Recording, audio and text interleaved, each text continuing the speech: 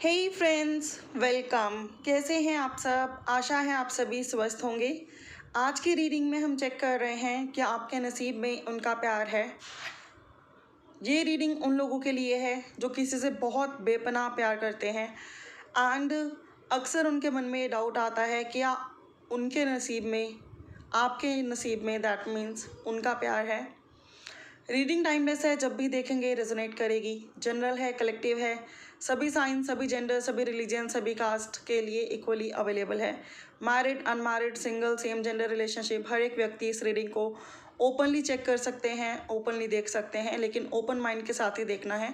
ज़रूरी नहीं है सभी से रेजोनेट करे। अगर आपसे करे तो लाइक, शेयर एंड कमेंट करके एनर्जी एक्सचेंज जरूर करें।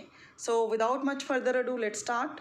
चेक कर रहे हैं हम कि क्या आपके नसीब में आपके पार्टनर्स का प्यार है। तो देखते हैं कार्ड्स क्या कहते हैं। ओम साई राम। ओम Sai Ram.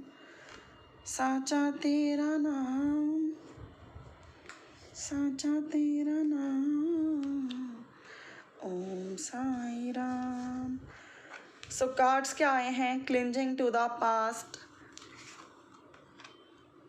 ripeness, Cancer, Pisces, Scorpio, Taurus, Virgo, Capricorn, Gemini, Libra, Aquarius, 5, 14, 23, 9, 18,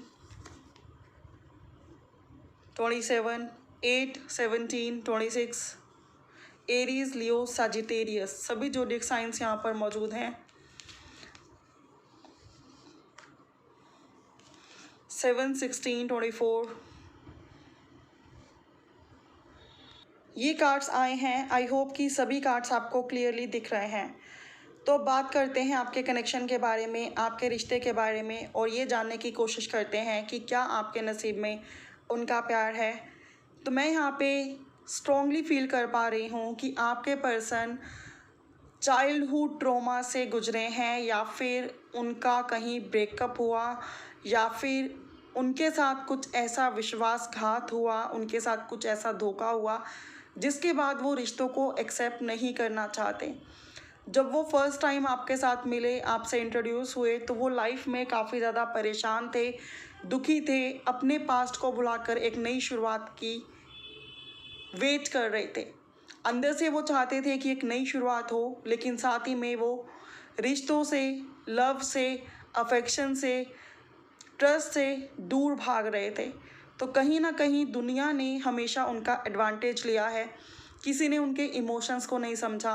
अक्सर लोगों ने उन्हें कहा कि वो इगोइस्टिक हैं, वो रूड हैं, अपना मतलब निकाल कर उनकी बुराई कर दी। जो जो बातें उनको बहुत हर्ट की हैं, उनके चाइल्डहुड ट्रॉमास हो सकते हैं कि उनको अच्छी फैमिली नहीं मिली, उन्होंने वहाँ बहुत सफ़र किया, कोई उनको समझता नहीं है, कोई उन्हें जानता नहीं है, जिसकी वजह से वो काफ़ी डिस्टर्ब हैं। और जब वो मिले तब वो बहुत ही बुरी कंडीशन में थे, बहुत ही टूट चुके थे, और उनका विश्वास दीन दुनिया, समाज और लोगों पर से उठ चुका था। लेकिन तब भी उनकी इंट्यूशन कहती थी, उनका मन कहता था कि कोई ना कोई उनकी लाइफ में आएगा और उनकी लाइफ जैसे बदल जाएगी। लेकिन उन्हें लगता था कि ये जस्ट लाइक एक ड्रीम है जो कभी कम ट्रू हो नहीं सकता। क्यों कम ट्रू नहीं हो सकता? क्योंकि आज तक उनका पाला ऐसे लोगों से ही पड़ा है जिन्होंने उनका एडवांटेज उठाया है और बाद में वो साइड हो गए हैं। कभी भी उनका पाला किसी ऐसे पर्सन से नहीं पला जो उनके जैसा ऑनेस्ट हो, ईमानदार हो, ट्रस्टवर्दी हो और अनकंडीशनल लव उनसे कर सके। लेकिन जब इनका सामना आपसे हुआ तो आपका मैच्योरिटी लेवल, आपका अंडरस्टैंडिंग नेचर इनको भा गया। आप इनको अच्छे लगने लगे, आपकी बातें इन्हें अच्छी लगने लगी। आप इतने शांत नेचर के थे, इनको ऐसा लगने लगा कि जैसे आप इनके बहुत अच्छे फ्रेंड हो, और ये आपसे बातें करने लगे। हो सकता है कि स्टार्टिंग में कभी अप्रोच इन्होंने ही किया हो और फिर धीरे धीरे इन्होंने अपने दुखों के बारे में आपको बताया, क्योंकि अब इन्हें ट्रस्ट होने लगा कि आप इनको जज नहीं करोगे। अगर कहीं ब्रेकअप हुआ है तो ये नहीं सोचोगे कि इन्हीं की गलती थी, ठीक है। तो ये धीरे धीरे आपकी तरफ ओपन अप होने लगे। वैसे तो ये पर्सन काफ़ी ज़्यादा सिक्रेटिव हैं, लेकिन स्टिल ये आपके सामने ओपन अप हो रहे हैं, क्योंकि ये आप पर ट्रस्ट कर पा रहे हैं, आपको समझ पा रहे हैं।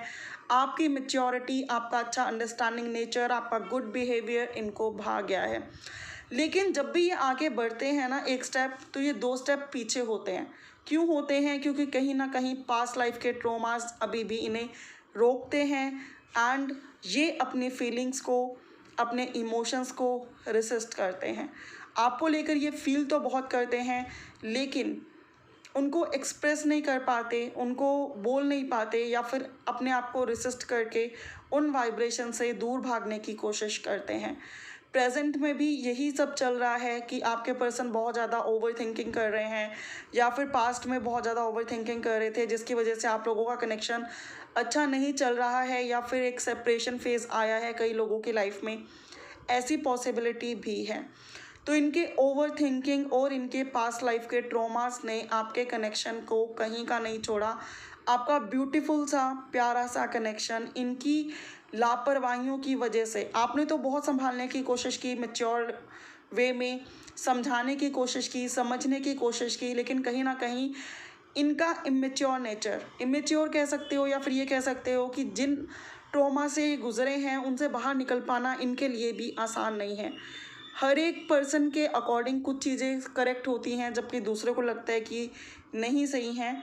लेकिन अगर उनके अकॉर्डिंग देखा जाए तो वो ऐसा नहीं है कि आगे बढ़ना नहीं चाहते हैं, आपके साथ रिश्ता रखना नहीं चाहते हैं, लेकिन कहीं ना कहीं ओवर थिंकिंग ने और पास्ट लाइफ ट्रॉमास ने आपके कनेक्शन को बिगाड़ के रख दिया है।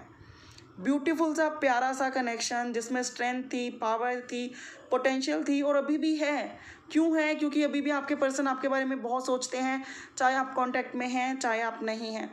अभी भी आपके पर्सन आपको लिए लव फील करते हैं, अभी भी आपके पर्सन आपसे मिलना चाहते हैं, बात करना चाहते हैं।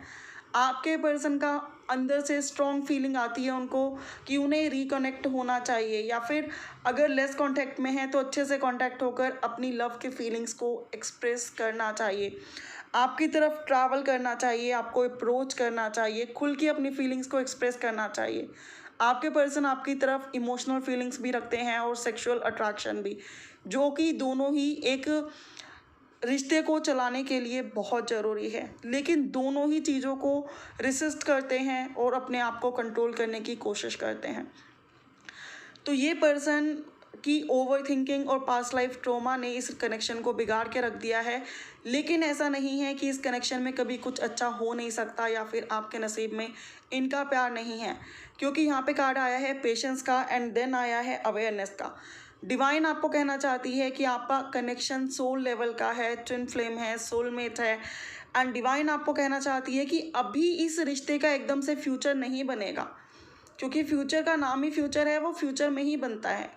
ठीक है, अभी इस रिश्ते में एकदम से चीज़ें बेटर नहीं होंगी, तो थोड़ा और पेशेंस। और अगर आप पूछें डायरेक्टली कितना पेशेंस, 6 to 7 मंथ्स का पेशेंस। मैं डायरेक्टली बोलूँगी, मैं शुगर कोट नहीं करूँगी, 6 to 7 मंथ्स का पेशेंस आपको और रखना होगा, सो दैट ये पर्सन की जो फीलिंग्स हैं, जो ये पर्सन की बिहेवियर है, या फिर जो ये पर्सन सोच रहे हैं, फाइनली उनको ये एक्शन में लेकर आ पाएँ। ठीक है, इन पर्सन का मन तो करता है कि आपसे रिकनेक्ट हो जाए, लेकिन फिर ये अपने आप को ये सोच कर रोक लेते हैं कि यार फिर से वही साइकिल शुरू हो जाएगा, फिर से आप इनसे वही चीज़ पूछोगे कि तुम मुझसे प्यार करते हो या नहीं, तुम्हारे मन में मेरी ये फीलिंग्स हैं या नहीं, चलो शादी करते हैं, चलो साथ रहते हैं। और ये पर्सन वो सब नहीं कर पाएंगे। तो कहीं ना कहीं आपके पर्सन सब कुछ चाहते हैं, लेकिन स्टिल अपने आप को कंट्रोल कर रहे हैं। इन्हें रिग्रेट भी हो रहा है, इन्हें गिल्ट भी हो रहा है, क्योंकि इन्हें पता है कि आप वो सब डिज़र्व करते हो, और बल्कि उससे कहीं ज़्यादा डिज़र्व करते हो जो आप एक्सपेक्ट कर रहे हो। क्यों? क्योंकि अभी तक आप वन एंड ओनली पर्सन ही तो इन्हें मिले हो जो इन्हें इतनी अच्छी तरह से समझ सकता है या समझ सकती है, या फिर जान सकता है या जान सकती है। तो डिवाइन आपको कहना चाहती है थोड़ा पेशेंस, थोड़ा सब्र, और इन पर्सन को इनका टाइम लेने दो। जो इनके मन में इतना स्ट्रगल चल रहा है उसको चलने दो। फाइनली ये आपसे दूर नहीं रह सकते, फाइनली अवेयर होंगे, अवेकन्ड होंगे, एंड इस रिश्ते में रीयूनियन एंड मैरिज होगी। तो अ बिग येस, आपकी किस्मत में इनका प्यार लिखा है। मीनवाइल आपके लिए क्या गाइडेंस है फ्रेंड्स? अगर रीडिंग रेजोनेट की है तो लाइक शेयर एंड कमेंट जरूर से करें। एनर्जी एक्सचेंज के लिए पर्सनल रीडिंग्स की फैसिलिटीज़ अवेलेबल हैं, चाहें तो डिस्क्रिप्शन बॉक्स में चेक करके, जो कि पेड होती हैं, आप बुक करवा सकते हैं। डिवाइन आपको कहना चाहती है कि अपनी लाइफ को औरों की लाइफ से कंपेयर मत करो और सिचुएशन को परफेक्टली अंडरस्टैंड करने की कोशिश करो। गलत आप नहीं हो, गलत वो भी नहीं है, कहीं ना कहीं वो भी मजबूर हैं और आप भी मजबूर हो। तो सिचुएशन को अच्छे तरीके से अंडरस्टैंड करो, अपनी लाइफ को औरों से कंपेयर मत करो, क्योंकि आपको नहीं पता कि बाहर से जो लोग खुश दिख रहे हैं वो अंदर से कितने दुखी हैं। ठीक है। 5, 14, 23, 4, 22, 31, 13, 3, 12, 21, 30 कुछ लोगों के लिए इंपॉर्टेंट नंबर्स हो सकते हैं। Bye for now friends, have a good day, take care, may God bless you.